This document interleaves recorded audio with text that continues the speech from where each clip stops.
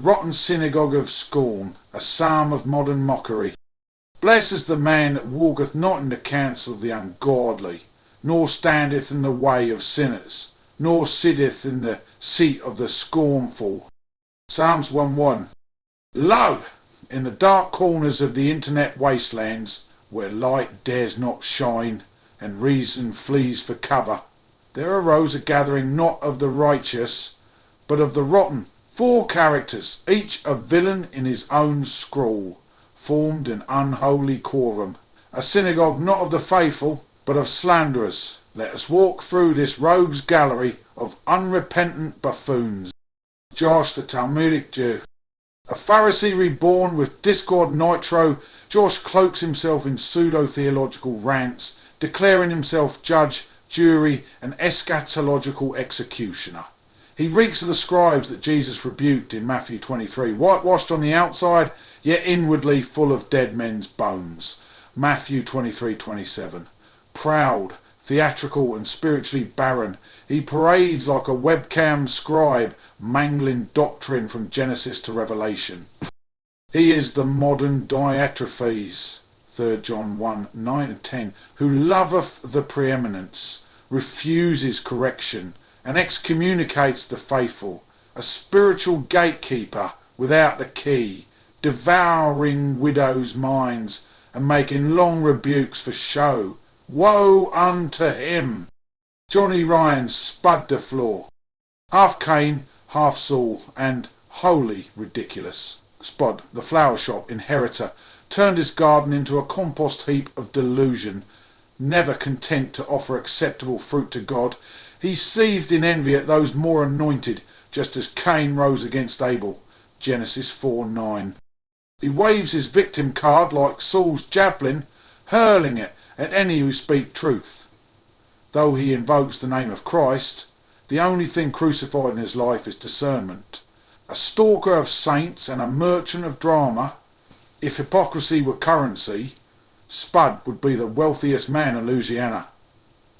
Basement budget chimp, a spiritual descendant of Sanballat, Nehemiah 4:1-3. His sole mission is mockery. He builds nothing, defends nothing, loves nothing, and lives in the rafters of irrelevance.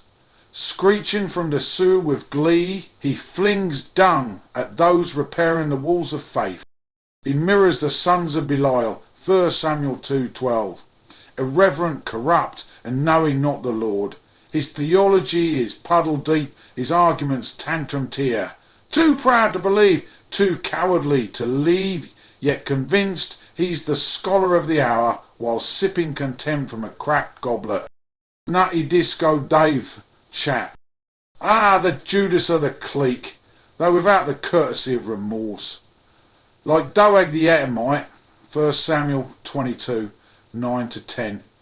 He is ever ready with a false report, eager to hand the innocent over to cancel culture. His life is a curated museum of old grievances, endlessly looping archived bitterness on rumble. Truth is optional, narrative is king. He betrayed Jesus not for silver, but for 30 views and a typo-ridden upload. Equal parts Doeg and Judas, he is a backstabber with a failing memory and a tale-bearer with no spine. Together they form the seat of the scornful. A modern-day assembly of scorners, Psalms 1:1, twice dead and plucked up by the roots, Jude 1:12. Their fellowship is not in the spirit, but in resentment. Their gospel is not Christ crucified, but others crucified through gossip, slander, and screenshots. They speak evil of what they know not.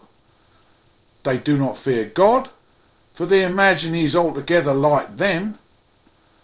They mock repentance, twist grace, and wear their shame like medals pinned to a fool's vest. But be not deceived. Their tree shall not stand in the judgment. Their tongue shall fall on its own sword. Their folly shall be manifest unto all men, as theirs also was. 2 Timothy 3:9. So let it be written, so let it be scorned. The psalmist knew them long before we named them.